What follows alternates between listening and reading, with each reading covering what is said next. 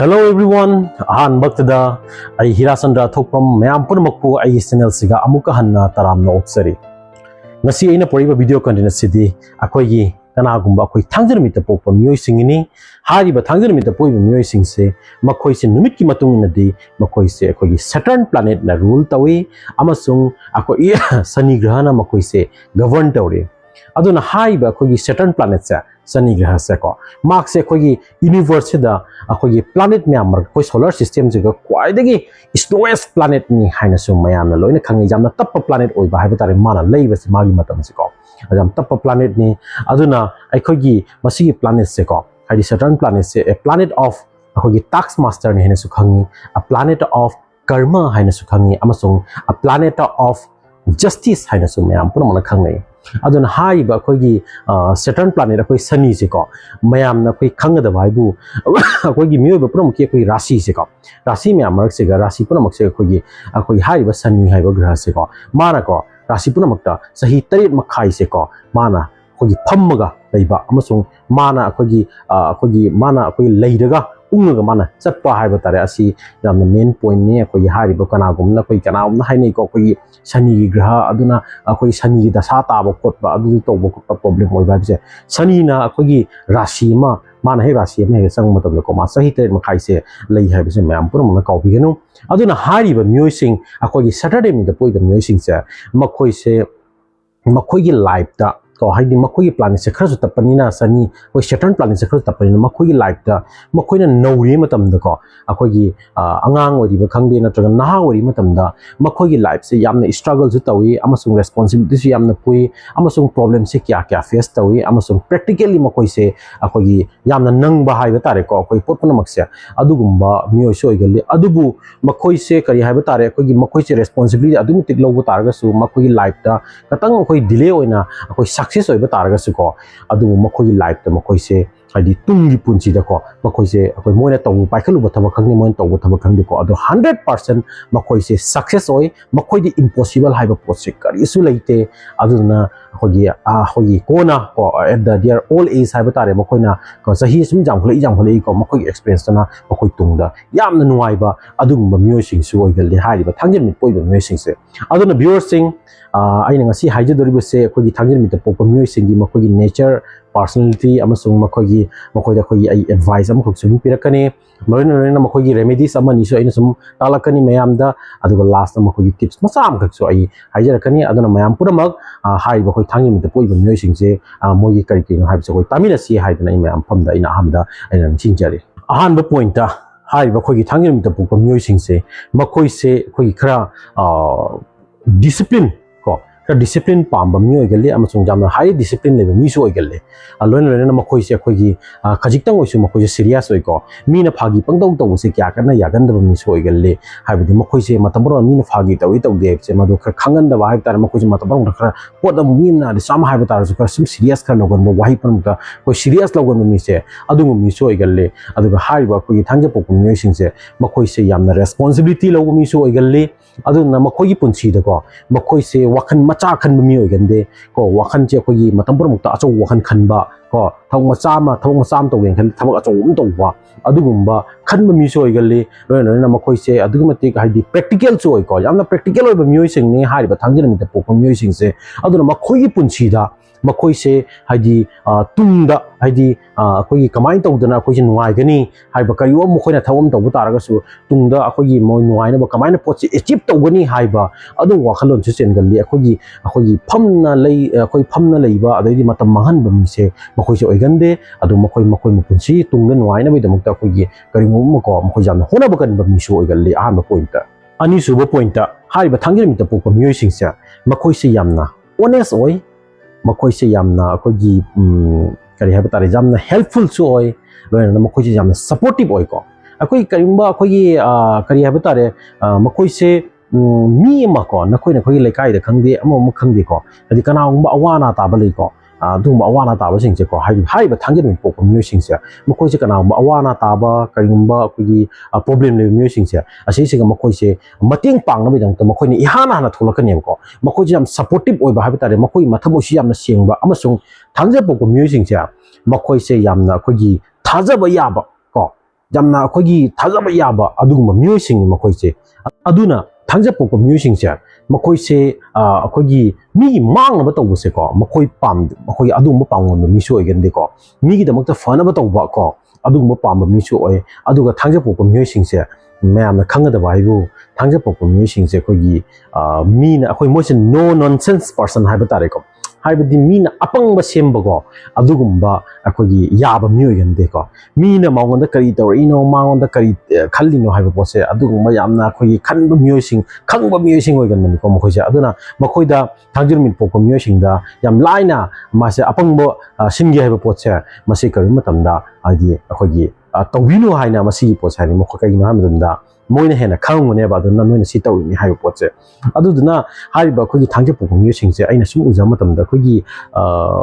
कोई करियो लेकाइ दसु खंगदे नत्रगा अखोई अतोब अतोब फम दसु खंगदे को अखोई मखोइदगी को मखोइ सजेशन पिबा जाम फै को अपो सजेशन पिबा कइगिनो सजेशन पिबा हाइबा फै हाइसे मखोइ से मखोइ लाइफ ते को मखोइ करियो पोट अम मोइ कालागा लागते को पोट पन मक्से को मोइ एक्सपीरियंस लेरगा प्रैक्टिकली को अखोई तौरगा लाको म्योइसिंगना अदुना कनागुम्बा अखोई नहादगी हौरगा अहन बोक्ता अखोई थांजिर मित पोइबा म्योइसिंग से मखोइदगी सजेशन लौबसे इन यामसु ओइ को मखोइ सजेशन से यामना पावरफुल ओइबा तारे मखोइना ngang mokhi word se yamna powerful word oi bai batare hai ba khu gi thangir mit pok myoi sing se ahum suba point ta khoi gi thangir mit pok myoi sing se makhoi gi mathamo se yamna sing ko makhoi gi mathamo se yamna pure heart oi makhoi se adu dona makhoi kari gum matam na khoi gi makhoi se kari hai batare they believe in the karma hai batare makhoi se karma da थाजरगा चप्पा म्योय अगले को हाइदि मा Moina मखोइदा rule तौइबो पोछि planet से जो कर्म गी planet ने अदुना असिगि म्योय असिगि बखोइ थांगिन पोक म्योय सिंगसे मखोइ जे कर्म द बिलीव तौर चली कर्म द थाजल चले हाइबदि मखोइ जे कर्म तम न मियोन द फतबा तौबो पाम देखो मी फतन मसु तौबो पाम पांगन म्योय गन देखो मखोइ वखन खनजे अखोइना करिउम करि अखोइना मियोन द फतबा तौबो तारगदि असिगि रिप्लाई से सोइदना इगोन सोइदन लाकनी को असिगि फतबा से इगोन सोइदना इगोन बेक लाकनी को अनुत्रगा अखोइगि हेंग इचा इसु हाकत अखोइ सि कर्म से नंगबा याइ को हाइबा अदुम वखलोन चेलगा अखोइगि चटपा म्योय गले हाइबा अखोइ थांगिन पोक म्योय सिंगसे अदुदुना मखोइगि लाइफ से को कतंग खोइगि सक्सेस ओइबदा को कतंग सुम खरा डिले ओइगले को डिले जे करियो ओइनो हाइबदा आइनो मांगना पंजगिबदो हाइबदि सैटर्न प्लैनेट से क्वाइदगी स्लोएस्ट प्लैनेट इन हाइबदा को अदमाइन तौदना हारिबा खोइ थांगिन मिन पोक म्योय सिंगसिचो मखोइगि लाइफ त मखोइना सक्सेस ओइबदा कतंग सुम डिले ओइ अदुगा पॉइंट अमा खक्का आइनो ममांगदा हाइजगिबदो मखोइगि लाइफ त मखोइना एट द यंग एज हाइबा तारे को मखोइना नौरि नहा ओइ मतम मखोइसे अदुगि मति रेस्पोंसिबिलिटीज पुगल्ली अदुगि मति प्रॉब्लम्स सुम फेस तौगा लाई को याना प्रैक्टिकली फेस तौगा लाकपा अदु म्योय सोइगली बट मखोइना हेंग अहन हाइंग कतंग मखोइगि कोइ सीनियरिटी लेवल अमा लाक मतम दको मखोइगि पुंसी से तुंग दि फ्यूचर दि को यामना नुंगाइबा पुंसी अमसु ओइ हैना मसिमा आई नंबर अहुम सुबो पॉइंट पनिंगे नंबर मरी सुबो पॉइंट थांजर मित पोक म्योय सिंगसे मखोइ से कोइगि मियोंदा उथोकपा को सोप तौबो पामदबा अदु म्योय गल्ली कहीं ना मिंगों उत्प खोप से क्या कन पांगोंदे अदुना मखोइ से अखोइगी एक्सपेंडिचर हाइबा तारे को अखोइगी पैसा यामना लंथोकपा मरम चादना पैसा लंथोकपा खोप से मसी क्या कन पांगदब मिओ याम हिसाब किताब से मिसु ओइगले अदुदुना आइना सुम उजरको दंदा थांगे पोको म्यूसिंग से कनाओं जिम हाइनेबा अस मखो मोइसिदि को यामना कंजूसनी यामना लिकपनी को मखुतगी अखोइ पैसा गा से लांथोइंदबनी अदुगुम हाइनबसो इना क्या क्या उखुंगे तसेंगदि मखोइ पैसा लिकपनते हाइबा थांजन मिट पोकपा म्योय हाइसे को अखोई करी हाइबा तारे मखोइ से मरम चादना को अखोई पैसा लंथोक पामदबा को हाइदि अरे मद पैसा लंथोक पामदबा को अदुगु म्योय गल्ली अदुबु करिउम्बा मरम चाबा को हाइदि पैसा से मोइना पीदरिबो पैसा से करि मी सेना करि मरम चाम फममदा अखोइ सिनगदबो ओइ तारगदि को हाइदि मखोइ से पीबदा पामुद म्योय को मखोइ मुखुत चावसे को अदुमुसु लेइते ना सम हाइजनिंगे अदुदना हारिबा थांगिन पोक म्योय सिंगसे अना खोइ स्वान खनबिनु मयामजु खनबिनु मखोइ से लिएदना तसेंगा मखोइ यामना कुबना चचबा कोई मपुंसी यामना को पुंसी यामना कुबना चचबा अदुगु म्योय से ओइगल्ले नंबर 5 सुबो पॉइंट थांजन मित पोक म्योय सिंगसे मखोइ से मी क्या कन्ना खोगी थाजगन मियोय गन को मी से क्या कना थाजदबा हाइबा तारे को हाइदि माय वखन सुम मीना पंगाय हाइबा से क्या कना थाजगन द मी सोय गल्ले अदुदना आइना सुम उजा मतम द खोइ थांजन मित पोक मियोय सिंग से खोइ कना गुमबमुगे खोइ प्रॉब्लम खंगदे नत्र खना जैन बद खंगदे असि मखोइ से क्या इंटरफेयर तो पामदब को मखोइ मरक चंगबा खोइ येत पामदब मी सोय गल्ले येंगो इसम जमना आइना सुमाइगे एक्सपीरियंस ता इन फंगजा मतम दा खोइ थांजन मित पोक मियोय सिंग से खोइ करि हाइबा तारे मी मा मागी मनाकता खनारे मागी ममिन उबा को नत्र मागी मनाना ताबा पुरम उजरे को अदो करिगुम्बा पोचे खनरी पोचे यामना मरम चादब को अखोगी अरान मना अखोगी अचुम्ब साब खोटपा अदुगुम पोचे माना करिगुम्बा मना ताब नत्र माना उ भंगो तारगदि को मा अदुगा थोक चोंजनगनेबा को चोंजलगा कइनो हाय मतमदा अचुम्बदुगी को हादि मी अनि खनरिबदो अदुगी अचुम्बा अखोई ngang अदुगा मा तोंजलकनेबा कइनो हादि अइनो मांगदा हाइजगिबदो को हाइरिबा अखोगी Saturn planet से को a planet of justice and हाइबदो को अदुना मखोइ से जस्ट तौ दुइनेबा को मी से अखोई करिबा खना चनिबा अरानबा मागी दो करि अखोगी अचुम्बा मागी दो मा से तोंगनी अदुगा करिगि दमक्तनो हाइ मान हाइबा अचुम्बा पोचे असिगा मा तोंगा मा मी सपोर्ट तौगनी अदुगा हाइदि मतम पुरमक्ता हाइदि मखोइ से अइना हाइजनिंगदे अखोगी थांगेन पोक मियोसिंग से मखोइ से खरा अखोगी मरैयेत हाइबा तारे मरैयेत पसे मखोइ सुम हाइ को मरैयेत पाजे अदो अचुम्बा दमक्ता मरैयेत नि को अरानबा यादब का मियोय ओइबनि को अदुना अचुम्बा दमक्ता मरैयेत को मखोइ मरैयेत पजे नंबर 1 नेना आई सम हाइजनिंग अचुम्बा दमक्ता अदुना मखोइ मतम पुरमक्ता हाइबा कोई एनी प्रॉब्लम ओबा तारगस असिगी हाइबा मरैयेन रिबन तग इंटरफेयर रिपोर्ट से असिगी सु मखोइ ngमगा थोलकपा अदुगु मियोय सु आइना सु ओ फंगजे नंबर 3 सुबो पॉइंट ता खोगी आइना सुम आइना कोई ताजा हाइबा तारे मयाम याम थिन हाइनै को अस थांजा पोक मियोय सिंगदी याम यांगना सावगल्ली याम यांगना हंदे हाइबदो ngasi asigi real keno हाइबा तारे असेंग बसे ngasi मयाम फमदai सि वासे थमजगे बको तसेंग याम यांगना सावबनते याम यांगना सु हंथबनते को मसे थांजा पोक मियोय सिंगजे मखोगी खोगी नेचर हाइबा तारे को मखोइसे यामना हाईली डिसिप्लिन जो ओइगल्ली अमसुंग मखोगी लाइफ त खरसम सीरियस ओरे पोपर मतुम खरसम सीरियस ओरेगा सुम चटप मियोय ओइगल्ली खोइ फागी सु क्या न यादब को अदुगुंबा मोइद मी हमना हाइयो पोचे मी फागी तरो सु खतंग सुम अखोगी असेंग सीरियस ओरे खनगन बा हाइबा तारे मखोइसे अदुना तसेंगदी मखोइ याम यांगना साव मियोय सिंगते को मखोगी मोंगदुना मीना सावबु मानबे वाने को अदो मखोइना सावबे याम तपना सावगनी को अदुगा हंथबसु याम तपना हंथब मियोय ओय करिगुंबा मखोइना थांजन मित पोक मियोय सिंगना असेंगबा मखोगी असावबुदु उरबको नंग कनानो अई मसक खंगदी हाइबा पोरम लाई इमा ओइगेरा इपा ओइगेरा इयाम्बो ओइगेरा इचे ओइगेरा इचन ओइगेरा नुंगसीबा कय लकाय मी ओइगेरा को मांगा सावको मतम देवा नो वन कैनॉट कंट्रोल कनामना कंट्रोल तो मंगमोय कांबा अदु मार्क से फादनबो होनबद को मार्क से फादनबो होनबद मी अम खगनगा फादब ngamba अदु मी पावर लेते मी तरे पाना ने चंग मासी फादब मथौ ताई माना साव कोई साव दे कोई हंधनब को मसी मत परमक्ता कोई म्याम जुम खंगबिरे चलु थांजे मित पोक मियोय सिंगि मै क्या कनसु मोय कारण जु तारनु हाइदना को अदो सुमासी माई हाइबा कोई नंबर 3 सो पॉइंट से म्याम फम दैना पन्नी नंबर 3 सो पॉइंट ता थांजे मित पोक मियोय सिंगसे मखोइ से यामना गुड रिसर्चर हाइबा तारे को हाइबदी मखोइ पोडमा अखोगी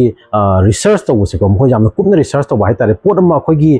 एनालाइज तौ हाइ तारे पोडम खक्ता फजना एनालाइज तौ रिसर्च तौ को अखोगी पोसे ममुत ताना अखोगी थिजन बहुमजन बसे मदुगुम्बा अखोगी यामना अखोगी कनबा अदुगु मिसु ओइगल्ले अदुगा अखोगी सुम हाइनबा अमसु ले ए नंगना करिगुम्बा खोइ खंगनबा तारगदि सि पोर मतांग नंगना थिजनबा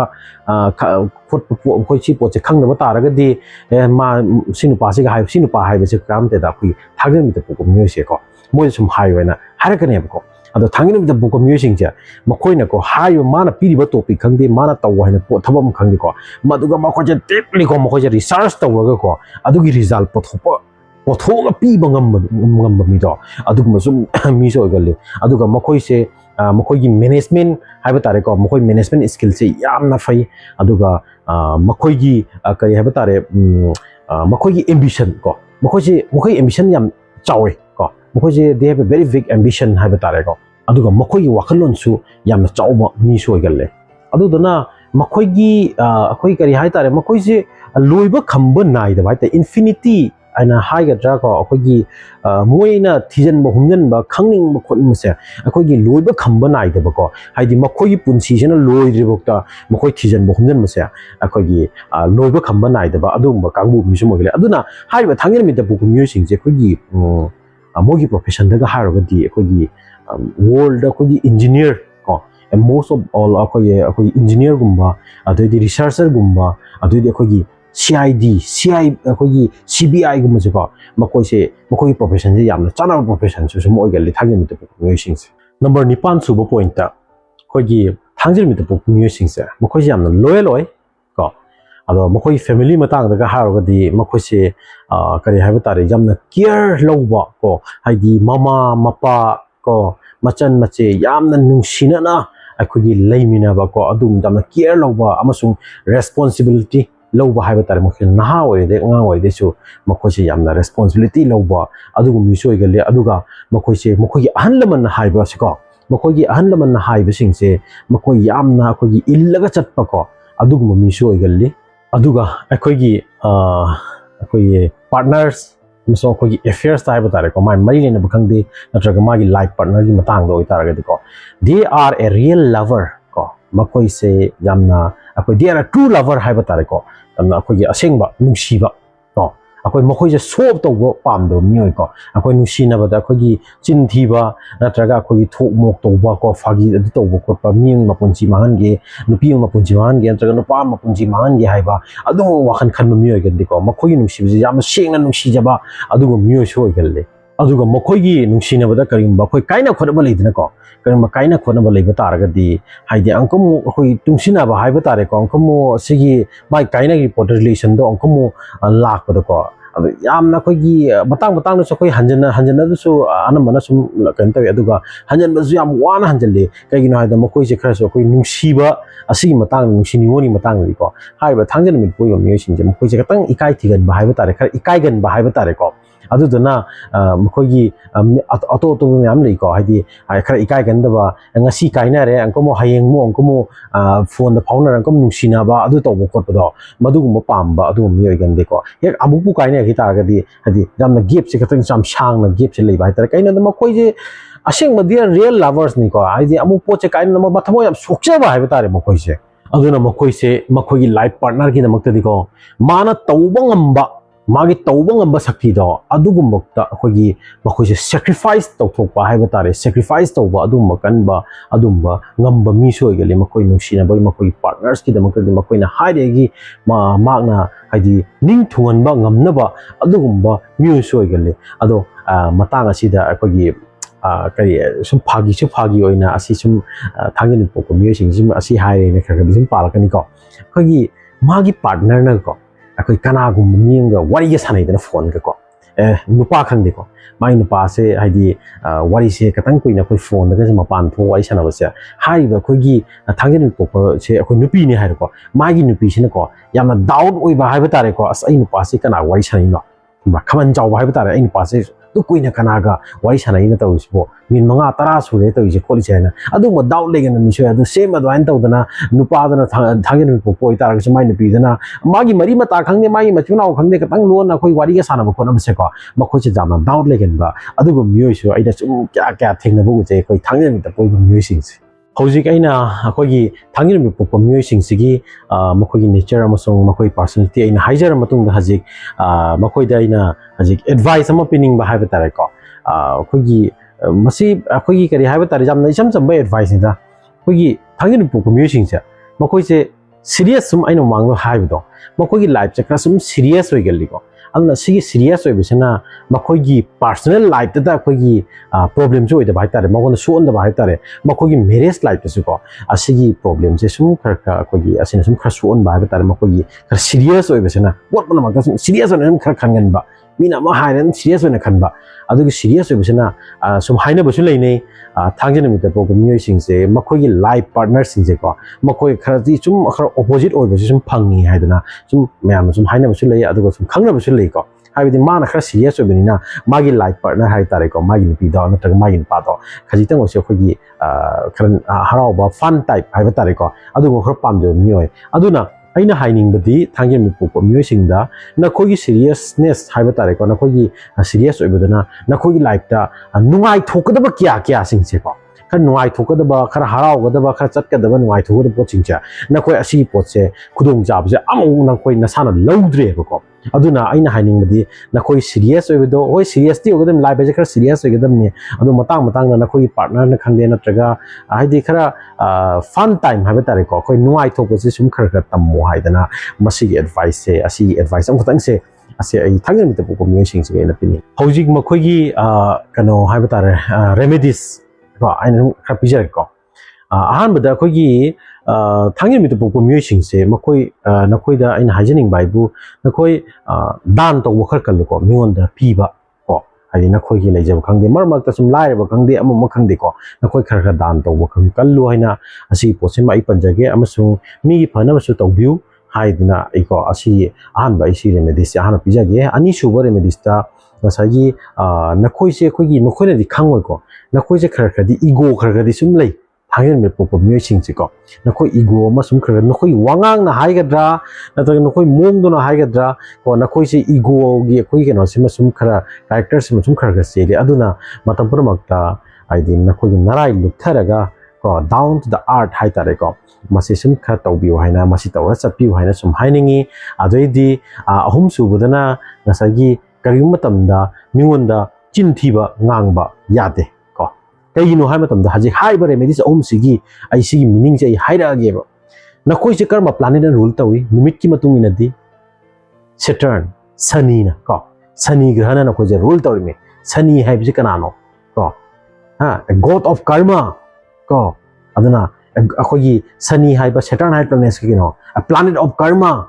aina mang haijabado ko adana nakhoina chatliba khongthang nakhoina tawriba potbana maksa Sani jena ko ngasagi aina mamang su mo angi agi number 8 ki video da su ko mayam sum changa jingbiu ko haiba akhoi date 8 ta pok khangde de 7 pok khangde aina mamang da ha date 26 ta pok khangde ko asi ai video ma sengni mayam changa jingbiu ko habi Sani na nakhoi se observe tawga thammini ko nakhoi kari tawi nakhoi kari khoi kama no aram lami chapra nakhoi afama thabak tawbra tawdabra haiba potse sum observe tawga tlaibani na ko nakhoi aina haiba potse asi ahum khakse jamna likpa si remedies ni asi ahum se nakhoi maintain tawra chapi ko nakhoi na tawri poto ngasi tawri poto hayeng nakhoi da back halak to ni adana nakhoi na afama thabak tawba taraga di nakhoi to ni punchida nakhoi nungai ba taba ko aduduna mamang so ina haje gido haiba khoi Thangja Manipur community se makoi se nauri matamda yamna khoi thabak suba khotpa doi responsibility yam practical oi kholi aina mamang da hai yam do adu kai mate ngasagi aina mamu khoi se slow moving planet ni so ina jo aina asi panjara me adu ngasagi haiba planet se rule do ni na khoi life jam practical oraga jamna khoi khongpham khuding mak na khoi se yenga chatpa taba kari yum matamda phataba thabak sunga tawdaba ko aduduna ni haiba Thangja Manipur community da aroiboina ina advice pi maibu haiba remedies aina hunga haijagi bise masi maintain tawra chapiu na khoi gi punchi na khoi gi tungda na khoi yam na nungai ba ina kaira khunba paisa pai pa mi ogani adugo na khoi na karan do taraga di adui karma da na khoi na hanore ga sum phangdori mi haiba se masi ge remedies se mai advice se mai na irore da ina jaramge aroibada aina haidi mayam da Thangja Manipur community si da akhoi tips masa amtang chun pijaramge kana gumba khoi crystal siba pamjaba ntraga khoi stone siba pamjaba taraga di Thangja Manipur community nakoi khoi sana ba khoi crystal sidi akhoi pyrites amasung akhoi garnets se ko masi ani se khwaidigi nakoi ga sani haidna masi aroibada ina advice ama ina pijaramge ado viewers sing nasi ai video content se kamaina mayam kamain tawi hai pot se ai comment section da ibiramo kyam ki thakta koi na koi sana de hai se ai comment section da ibiramo haina aina irore ba thamninge aduga kana gumba ai channel se ga yengi ba ai viewers sing na kana gumba ai channel se ga nauna lakpiri ba taraga di nauna yengi ba taraga di ai channel se like to view ka biramo subscribe to biramo amasung bell icon nambiramo haina asi asi paninge amasung aroibada mayam puramak haidi isa ta khangmana tana nangi maru pang khangde nangi mari mata khangde makhoi desu haiba nakhoi chana ba taraga di makhoi desu share to view haidana ko asigi ai aroibada in thamdagi adana viewers sing matang asi da ding asi content se loichna ba tawjarage aduga mathangda ai nawajing pokpa namit पोप मियोई सिंगी AI video से AI content से पुजा रखे episode next episode पुजा रखे हाइदना ma'am फम पर मक्ता इन हाजरी thank you.